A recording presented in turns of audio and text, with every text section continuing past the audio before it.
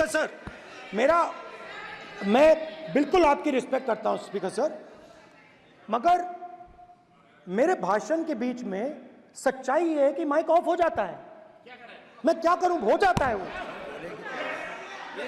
अब आपने देखा मैंने अयोध्या शब्द यूज किया और माइक ऑफ हो गया। नो, अरे ये प्रधानमंत्री मोदी जी के टाइम में आधा आधा कह आएगा क्या? तो अयोध्या ने राम भगवान की जन्मभूमि, प्लीज ब्रदर, राम भगवान की जन्मभूमि ने बीजेपी को मैसेज दिया और ये आपके सामने मैसेज बैठे हुए हैं। मैंने इनसे पूछा, कल कॉफी पी, इनसे मैंने पूछा बताइए ये हुआ क्या। बीजेपी ने राम मंदिर का इनॉग्रेशन किया, बोलने दीजिए, राम मंदिर का इनॉग्रेशन किया। अरे भाई आप हार गए, उसको सहन करिए। नाम बोलने की कोई जरूरत नहीं है, मैं भाषण दे रहा हूं, आप नहीं दे रहे हो। मुझे बोलना है जो बोलना है, मुझे नाम लेने की कोई जरूरत नहीं, मुझे जो बोलना है मैं बोलूंगा। तो अयोध्या ने मैसेज दिया और मैंने इनसे पूछा कि हुआ क्या, और इनका जवाब आया।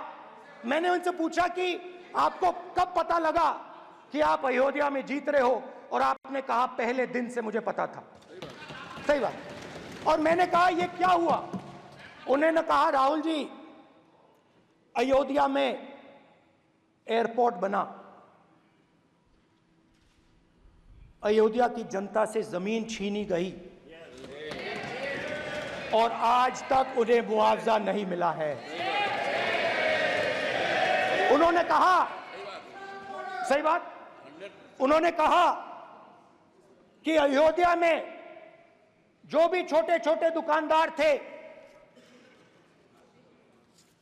जो भी छोटी छोटी बिल्डिंग्स थी, उन सारों को तोड़कर गिरा दिया गया और उन लोगों को सड़क पर कर दिया गया।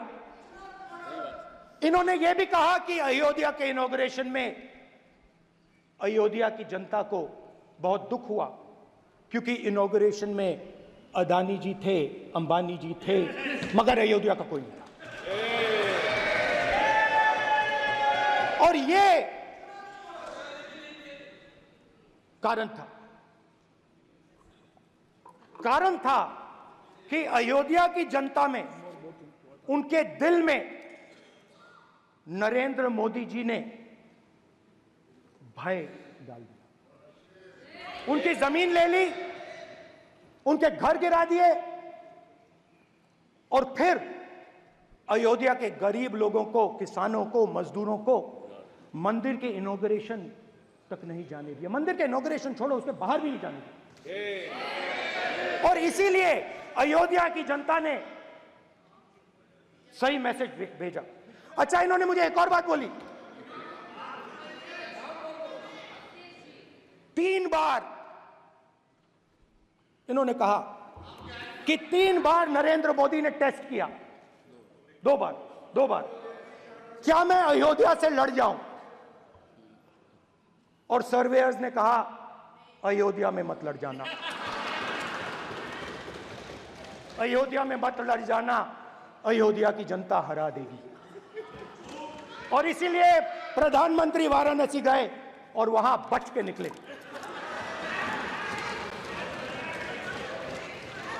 तो अयोध्या की जनता को डराया, पूरे देश को डरा दिया। मैं आपको बताता हूं, आज सुबह में आया, राजनाथ सिंह जी ने मुस्कुरा के मुझे नमस्ते की, और मोदी जी बैठे हैं, मुस्कुराहट नहीं, सीरियस, नमस्ते भी नहीं करते, कहीं मोदी जी ना देख लें, प्रॉब्लम हो जाएगी। वही कहानी गडकरी जी की है, सच्चाई है। अरे भाई, अयोध्या की जनता को छोड़ो, ये तो बीजेपी वालों को डराते हैं।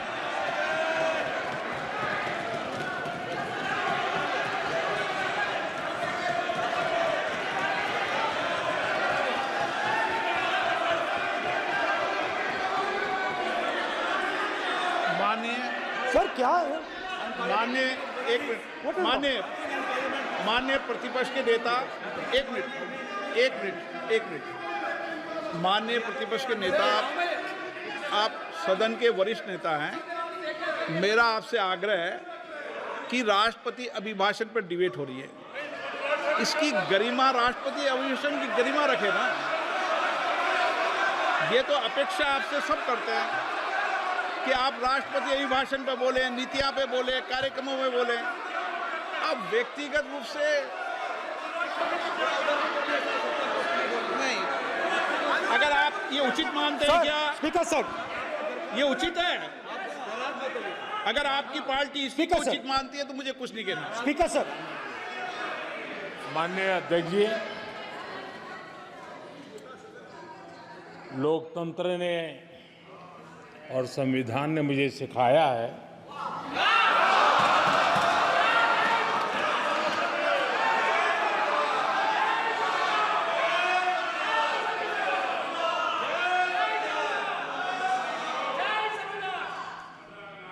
कि मुझे विपक्ष के नेता को गंभीरता से लेना चाहिए।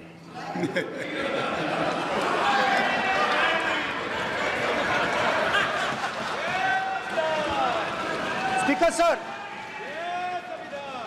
सर, आपने कहा कि डिबेट प्रेसिडेंट्स एड्रेस पे होनी चाहिए।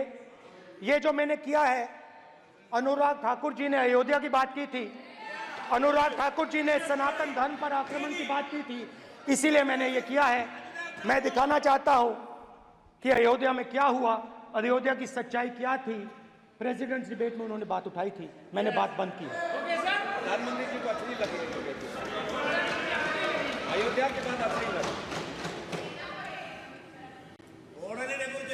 डर फैलाया और ऑपोजिशन का रिस्पांस एक साथ मिलकर भारत जोड़ो यात्रा, सारे के सारे ऑपोजिशन, पूरा देश एक साथ मिलकर कन्याकुमारी से कश्मीर तक चला। और जो आपने डर फैलाया, उसके बारे में यात्रा में बहुत कुछ सुनने को मिला। अभी तक याद है, सुबह 7 बजे, 7-8 बजे की बात थी, यात्रा में चल रहे थे। एक महिला आती है, हमारे साथ चलती है, मेरा हाथ पकड़ती है और घबराई हुई सी थी। तो मैंने पूछा क्या हुआ, वो मुझे कहती है मुझे मार रहा है, मुझे मार रहा है।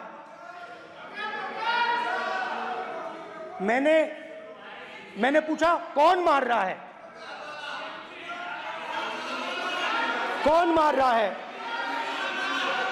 बेटी बचाओ, बेटी की दुविधा सुनाई नहीं दे रही, बेटी का दर्द नहीं सुनना चाहते, भारत की महिलाओं का दर्द नहीं सुनना चाहते।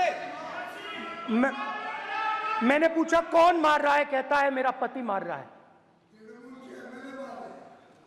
मैंने कहा क्यों? कहती है सुबह का खाना नहीं दे पाई। मैंने कहा क्यों? खरीद नहीं पाई, महंगाई है,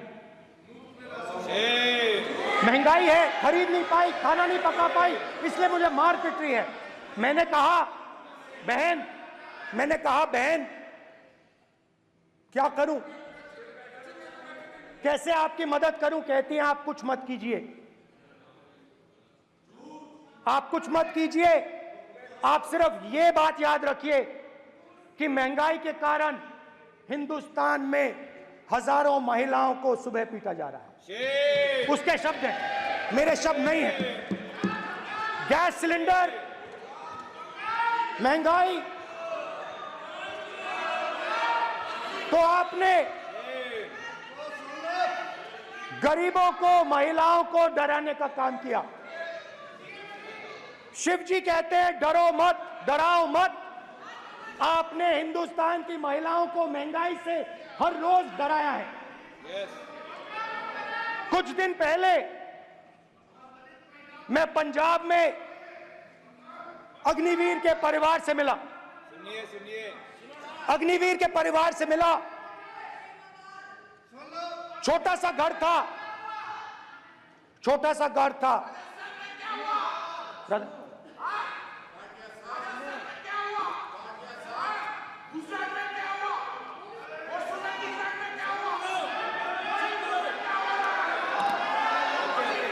ठीक है सर,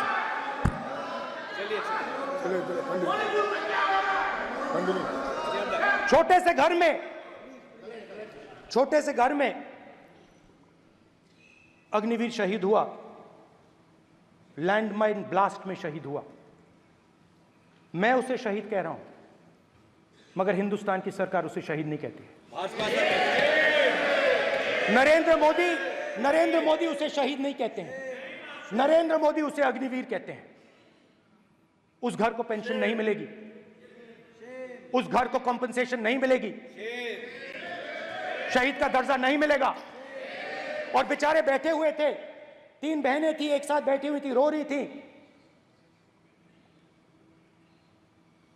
आम जवान को पेंशन मिलेगी,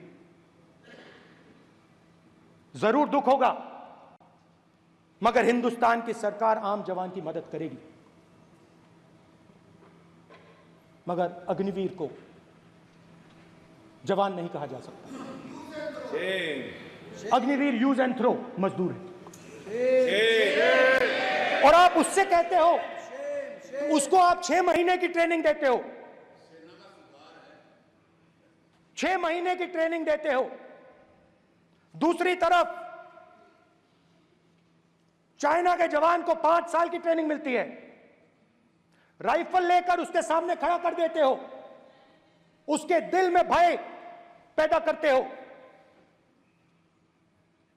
एक जवान और दूसरे जवान के बीच में फूट डालते हो कि एक को पेंशन मिलेगी, एक को शहीद का दर्जा मिलेगा, दूसरे को नहीं मिलेगा। और फिर अपने आप को देशभक्त कहते हो। ये कैसे देशभक्त हैं?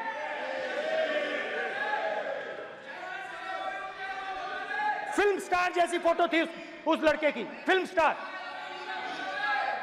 बॉलीवुड स्टार की फोटो थी। मैं सोच रहा था, देखो इस युवा ने जान दी। Speaker sir,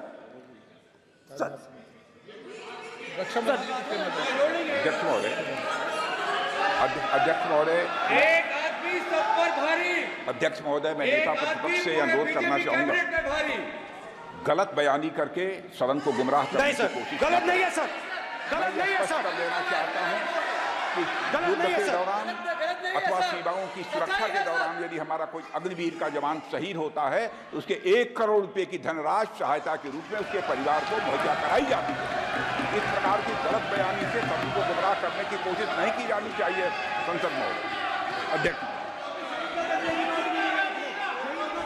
speaker sir, speaker sir देखिए,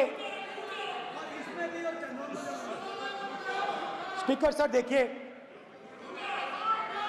राजनाथ सिंह जी की एक राय है, मेरी एक राय है।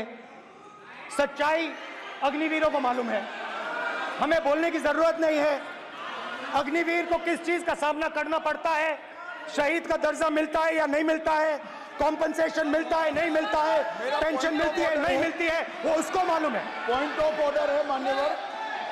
अब सदन के सामने 2 स्टेटमेंट हुए, एक हुआ विपक्ष के नेता का, दूसरा हुआ माननीय राजनाथ सिंह जी का, रक्षा मंत्री जी का। ये कहते हैं कि 1 करोड़ रुपया नहीं मिलता है। श्री राजनाथ सिंह ने अधिकृत रूप से कहा कि मारे जाने वाले अग्निवीर को जो शहीद होता है उसको 1 करोड़ रुपया मिलता है। उनको फैक्चुअल पोजीशन सदन पर रखनी चाहिए मान्यवर। ये सदन झूठ बोलने की जगह नहीं है मान्यवर, यहाँ सच बोलना चाहिए। और अगर ये नहीं रखते हैं तो उनको ये सत्यापन नहीं करते अपने स्टेटमेंट का, तो उनको सदन और देश से और अग्निवीरों से माफी मांगनी चाहिए माननीय।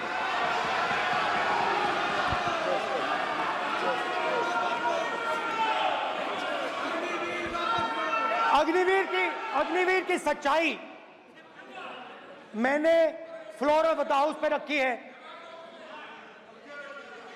और राजनाथ सिंह जी ने भी कहा है, जो रियलिटी है वो हिंदुस्तान की सेना को मालूम है, वो अग्निवीरों को मालूम है। उनके कहने से या मेरे कहने से कोई फर्क नहीं पड़ता, सच्चाई तो उनको मालूम है, उनको मालूम है सच्चाई कौन बोल रहा है।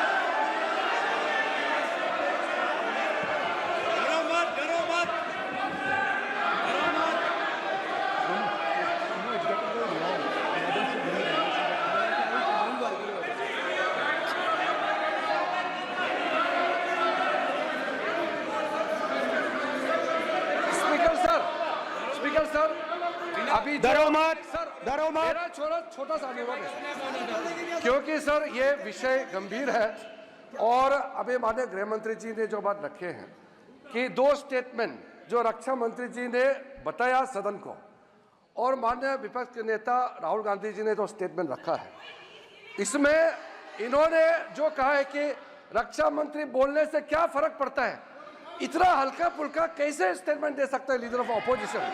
इसलिए सर इन्होंने जो बात रखा है पुष्टि करना चाहिए और हम लोग भी सर नियम के मुताबिक अपना बात रखेंगे सर।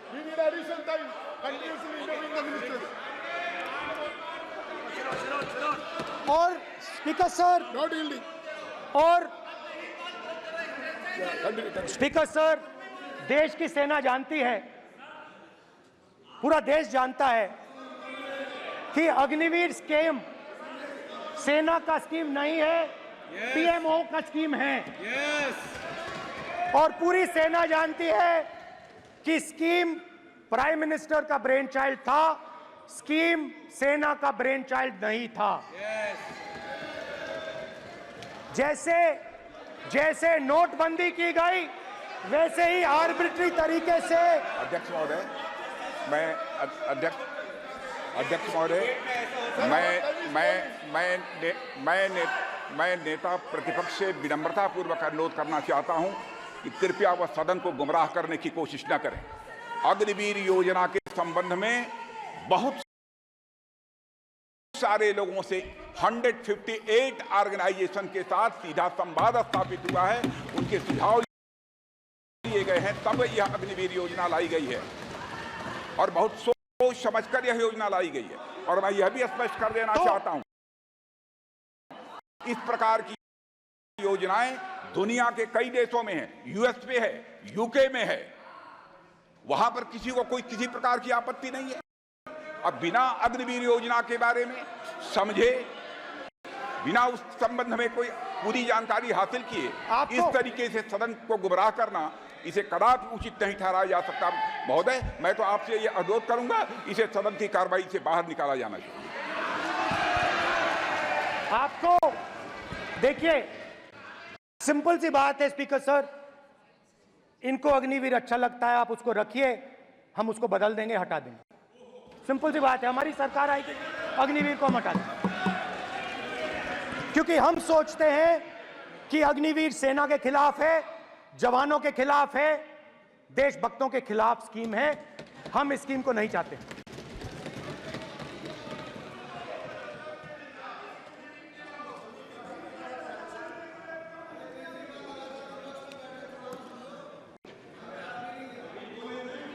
पहली बार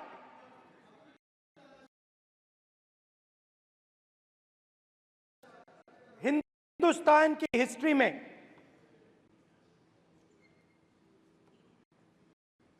जनता से स्टेट्स छीने गए हैं। जम्मू कश्मीर लद्दाख से आपने पहली बार स्टेट छीना है। मणिपुर को आपने सिविल वॉर में डुबा दिया है। मणिपुर को आपने और आपकी योजनाओं ने, आपकी पॉलिटिक्स ने जला दिया है। और आज तक हिंदुस्तान के प्रधानमंत्री मणिपुर नहीं गए हैं। ऐसा लगता है कि मणिपुर हिंदुस्तान का प्रदेश नहीं है। प्रधानमंत्री के लिए मणिपुर स्टेट ही नहीं है। मणिपुर में सिविल वॉर हो ही नहीं रही है। और एक बार बयान दिया हमने, मतलब प्रेशर लगाया, हम गए, हमने प्रधानमंत्री से कहा एक मैसेज दे दीजिए, मणिपुर चले जाइए, जनता की वहां रक्षा कीजिए। नहीं,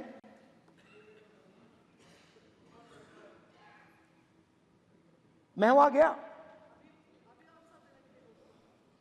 कुकीज और मेहते से दोनों से मिला।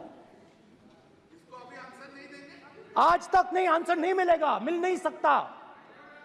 मणिपुर इनके लिए हिंदुस्तान का प्रदेश ही नहीं है। मणिपुर है ही नहीं, मणिपुर है ही नहीं, ना होम मिनिस्टर के लिए ना प्रधानमंत्री के लिए, है ही नहीं, एग्जिस्ट नहीं करता, वो है ही नहीं। ना प्रधानमंत्री जाएंगे बोलेंगे कुछ नहीं, जैसे कुछ नहीं हुआ वहां पे। मैं रिलीफ कैंप में गया, एक औरत कांपती हुई, रोती हुई मुझे कहती है कि मैंने अपनी आंखों के सामने, हाँ मैं औरतों की बात कर सकता हूं, एक भाई मैं कर सकता हूं, एक भाई कर्तव्य निभा रहा है। आप अपने संगठन में महिलाओं को नहीं डालते हो, मगर मैं औरतों की बात कर सकता हूं।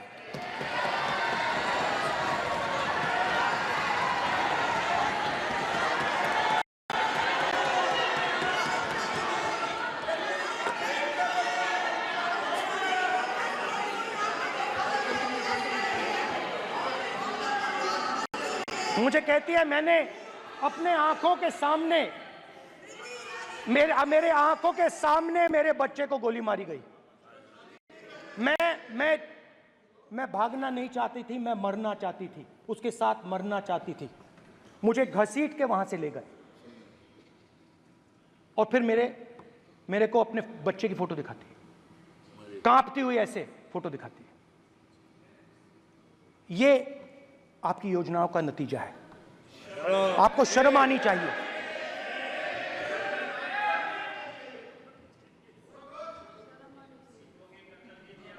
एक दिन प्रधानमंत्री 8 बजे कहते हैं, पता नहीं फाइन ट्यूनिंग हो गई भगवान के साथ, डायरेक्ट मैसेज भगवान, सर ने बोला है, सर प्रधानमंत्री ने ये बोला है, ये मैं नहीं बोल रहा हूं, प्रधानमंत्री ने बोला है कि मेरा डायरेक्ट कनेक्शन है भगवान के साथ, मैंने नहीं बोला, मैंने नहीं बोला।